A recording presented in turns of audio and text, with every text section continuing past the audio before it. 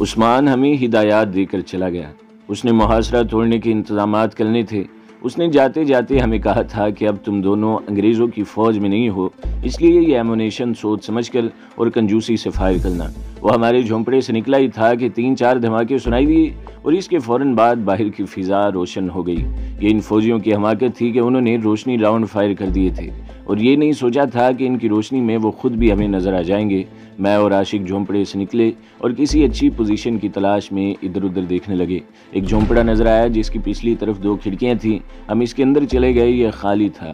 پہلے فائر کیے ہوئے روشنی راؤنڈ نیچے آ چکے تھے کہ فوجی بے وقوفوں نے 4 اور روشنی راؤنڈ فائر کر دیے اور مجھے اس جھونپڑے سے 25-30 گز دور 4-5 فوجی نظر آ گئے۔ معلوم نہیں ہو سکا کہ وہ کون سی ریجمنٹ کے تھے۔ میں نے اسٹین گن سیدھی کی اور ٹریگر دبا دیا، وہ سب ڈھیر ہو گئے۔ ادھر عاشق علی نے بھی 3-4 کو گرا لیا اور ہم دونوں اس جھونپڑے سے نکل گئے۔ اتنی عقل تو مجھ میں تھی کہ پوزیشن بدل بدل کر فائر کرنا ہے۔ اب تو یہ عالم تھا کہ دونوں طرف کی فائرنگ سے رات لرز رہی تھی اور کوئی آواز سنائی نہیں دیتی تھی۔ عثمان نے ایک نہایت اچھا انتظام کر لیا۔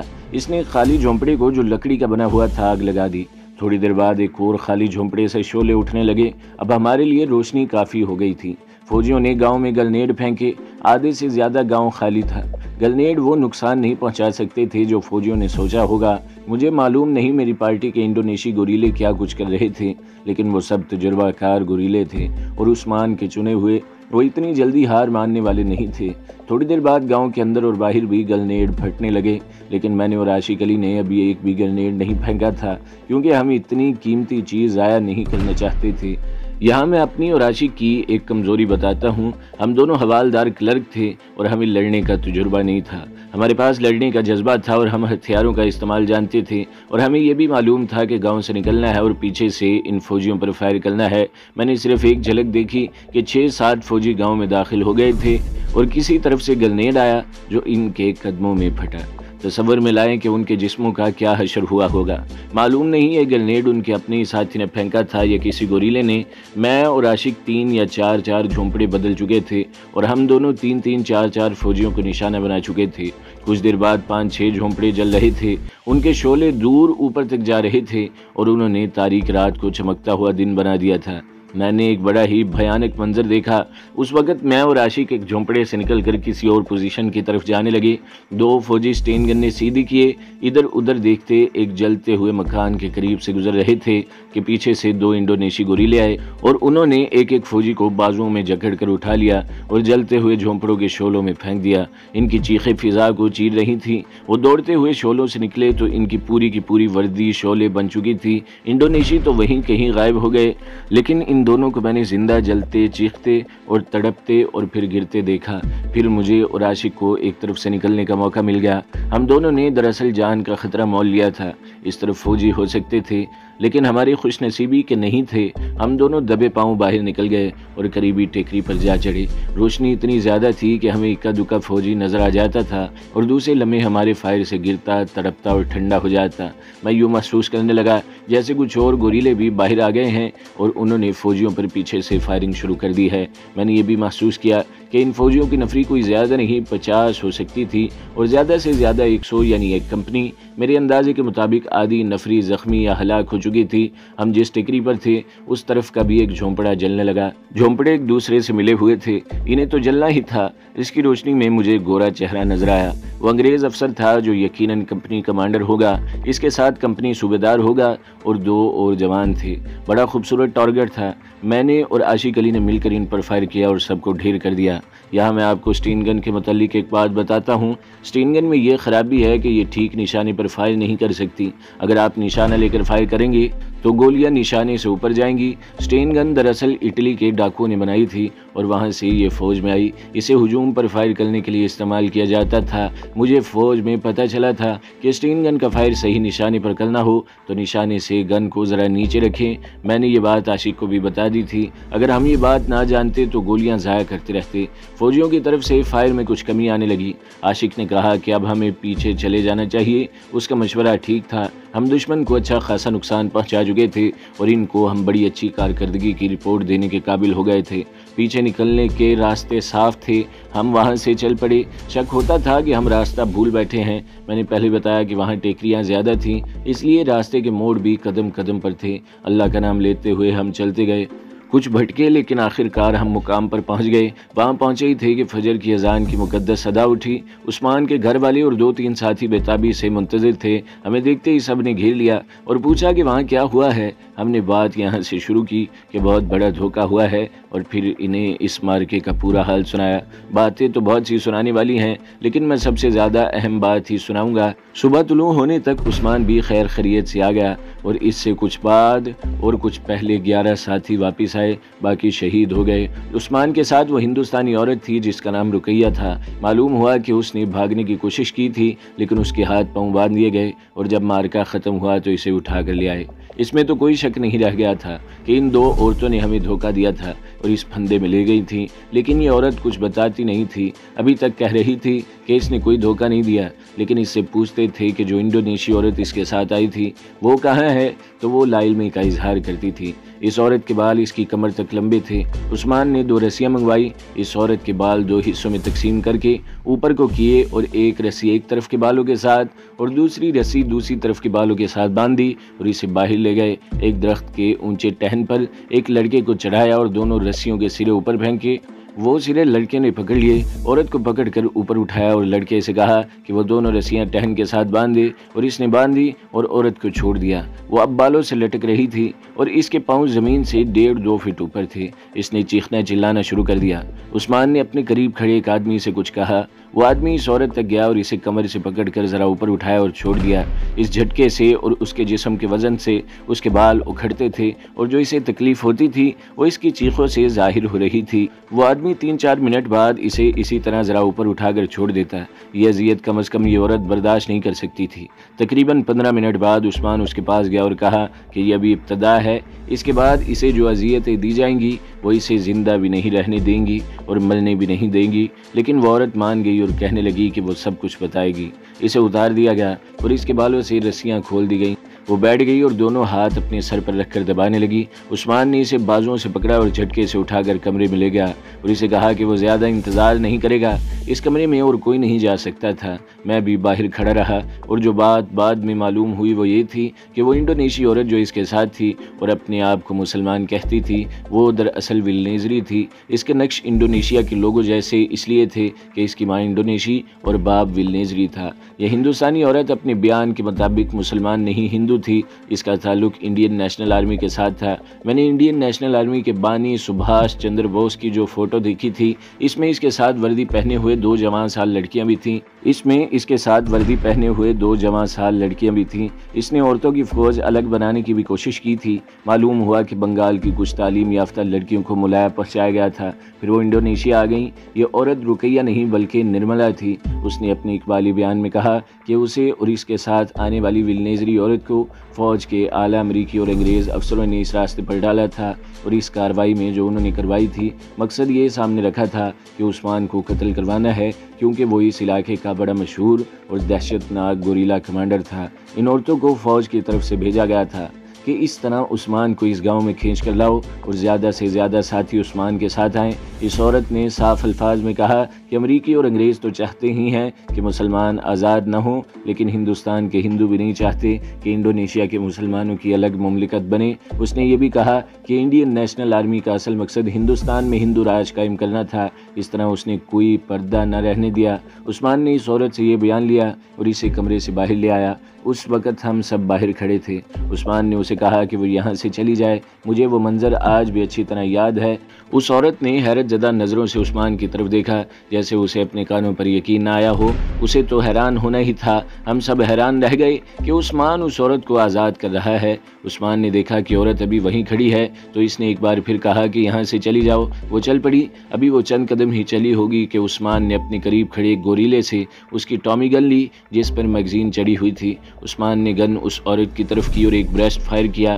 عورت رکی، گری اور بغیر تڑپے مر گئی۔ اس ہندو عورت نرملا کو دیکھیے، انڈونیشی مسلمانوں کی جنگ آزادی کو نقصان پہنچانے کے لیے وہ کتنی بڑی سازش میں شریک ہوئی تھی۔ یہ سازش انڈونیشی مجاہدین آزادی کے لیے بھی خطرناک اور اس کی اپنی ذات کے لیے بھی خطرناک تھی۔ اس کے لیے آخری خطرناک اور جان لیوا ہی ثابت ہوئی تھی۔ اس کے دل میں مجاہدوں کی ایسی نفرت بھر دی گئی تھی کہ اس نے خطرہ مول لے لیا اور اپنی جان دے دی۔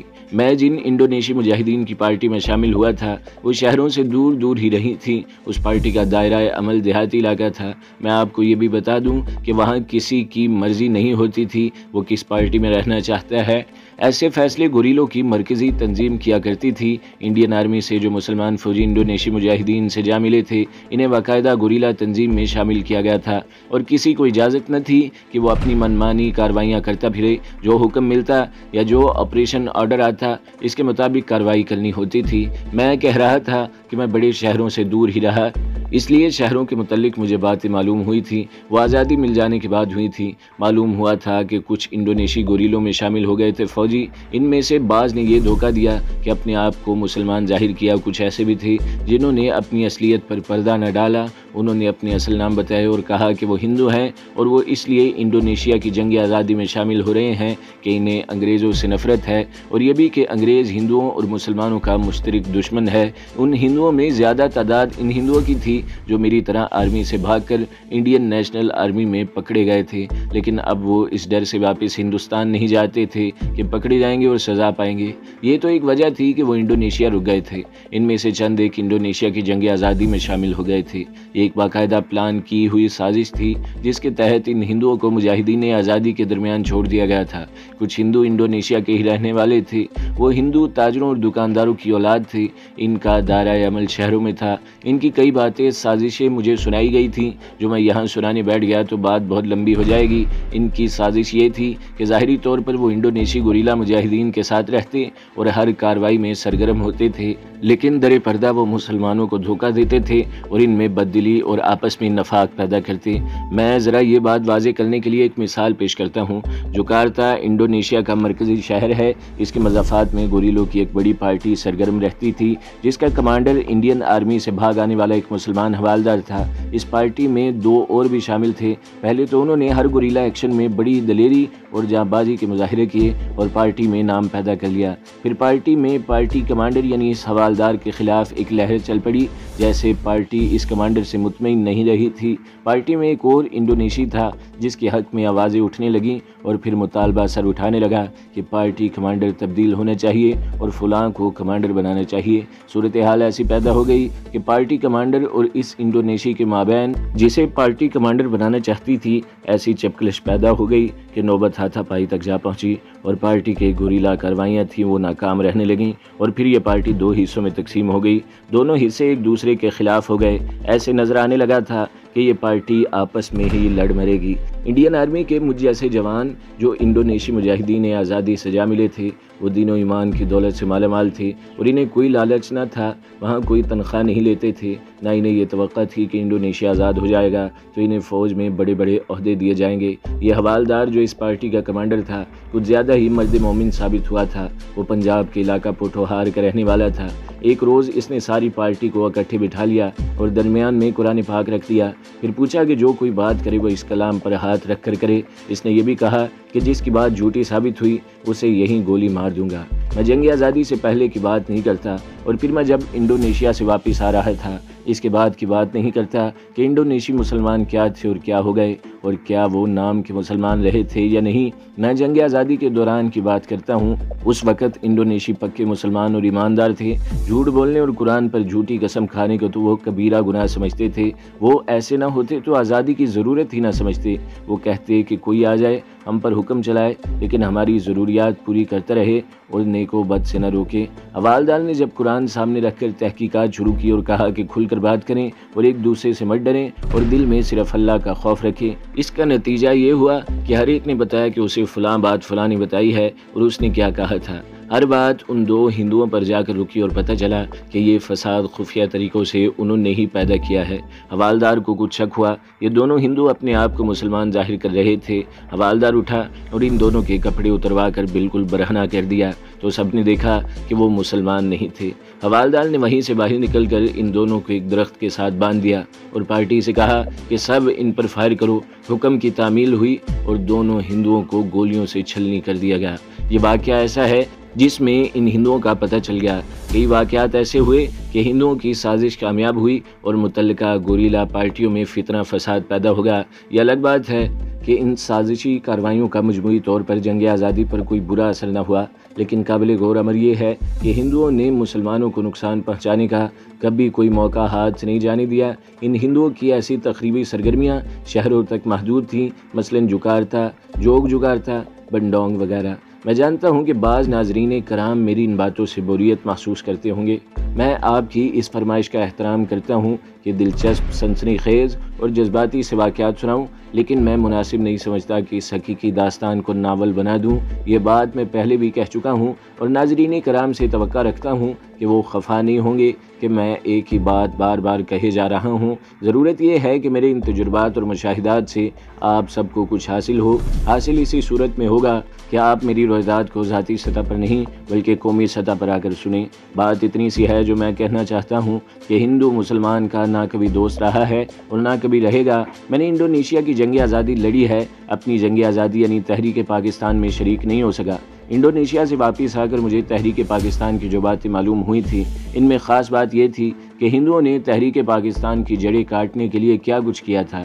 قومی یعنی سیاسی سطح پر تو ہندوؤں نے جو کیا وہ اس وقت کے اخباروں میں اور بعد میں لکھی جانے والی کتابوں میں محفوظ ہے، لیکن ہندوؤں نے ذاتی سطح پر مسلمانوں کو، یا یوں کہیے کہ سرکردہ مسلمانوں کو اپنی گرفت میں لینے کے لیے اپنی دولت اور اپنی خوبصورت بیٹیاں بھی استعمال کی تھیں۔ چند مہینے پہلے آپ نے اخباروں میں پڑھا ہوگا کہ بھارت سے ایسی آوازیں اٹھ رہی ہیں کہ انہوں نے یعنی بھارت نے پاکستان پر جو ثقافتی کلچرل حملہ کیا ہے وہ 100% کامیاب ہے۔ ہندو لیڈر تو یہاں تک کہہ رہے ہیں کہ انہوں نے اپنا کلچر آہستہ آہستہ اسلامی کلچر پر غالب کر دیا ہے اور اب پاکستان پر فوجی حملے کی ضرورت ہی باقی نہیں ہے۔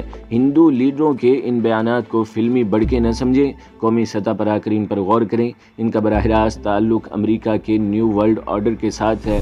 پاکستان سے اسلام پسندی اور اسلام کی عسکری روح کو ختم کرنے کے لیے امریکہ بھارت کو استعمال کر رہا ہے۔ تشویشناک بات یہ ہے کہ ہمارے نوجوان بلکہ نوجوانوں کے والدین بھی ہندوؤں کا کلچر ان کی فلموں وغیرہ کے ذریعے دل و جان سے قبول کرتے چلے جا رہے ہیں اور وہ نتائج سے بے خبر ہیں۔ میں آپ کو اس باب میں ایک زبردست گوریلا ایکشن سناؤں گا جو آپ کو چونکا دے گا، لیکن میں آپ کو اسلام اور پاکستان کا واسطہ دے کر کہتا ہوں کہ میری یہ باتیں بھی سن لیں اور ان پر غور بھی کریں اور عمل بھی۔ میں یہاں 2-3 خطوط کے جواب مختصر طور پر دوں گا۔ حکایت کے ایڈریس پر مجھے یہ خطوط ملے ہیں جن میں کہا گیا ہے کہ میں سویکارنوں کو فرشتہ سیرت لیڈر بنا کر پیش کر رہا ہوں، لیکن وہ تو عیاش، شرابی اور اتنا آزاد خیال آدمی تھا کہ اس کا سارا کردار اسلام کے منافی تھا۔ جواب میں عرض ہے کہ پاکستان میں ایسے لوگ موجود ہیں جو قائد اعظم رحمہ اللہ تعالیٰ علیہ کے خلاف ایسی ہی باتیں کرتے ہیں۔ وہ کہتے ہیں کہ قائد اعظم کی داڑھی نہیں تھی، نماز نہیں پڑھتے تھے، انگلینڈ گئے تو وہاں شراب پیتے تھے اور ان کے رشتہ داریاں پارسیوں کے ساتھ تھیں وغیرہ۔ ایک عالم دین نے تو قائد اعظم رحمہ اللہ تعالیٰ علیہ کو کافر اعظم بھی کہا تھا۔ مولوی صاحبان کے علاوہ یہ الزام لگانے والی ان سیاسی پارٹیوں کے لوگ بھی ہیں جو تحریک پاکستان کے خلاف تھے۔ ایک الزام یہ بھی ہے کہ قائد اعظم رحمہ اللہ تعالیٰ علیہ اسلامی نظام کے سخت خلاف تھے اور وہ سیکولر نظام چاہتے تھے، اور یہ بھی کہ وہ تھے ہی انگریزوں کے ایجنٹ۔ تو دوستو، اگلی قسط سننے کے لیے ہمارے چینل کو ضرور سبسکرائب کریں، ویڈیو کو لائک کریں اور بیل کے آئیکن پر بھی کلک کر دیں تاکہ ہر جو آنے والی ویڈیوز ہیں وہ آپ کو سب سے پہلے ملتی رہیں۔